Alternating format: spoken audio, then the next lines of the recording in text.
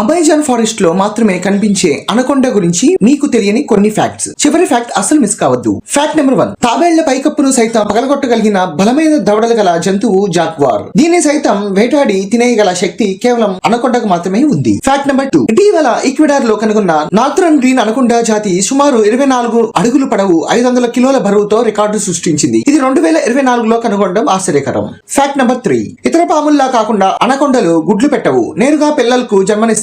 ఇవి పుట్టిన వెంటనే తల్లి నుంచి విడిపోయి స్వతంత్రంగా జీవించడం ప్రారంభిస్తాయి. Fact number 4. ఇది దాదాపు 10 నుండి 30 సంవత్సరాల వరకు జీవిస్తాయి. వీటి ప్రధాన ఆహారం జింకలు, కాపిబ్లారాస్, కైమాన్లు.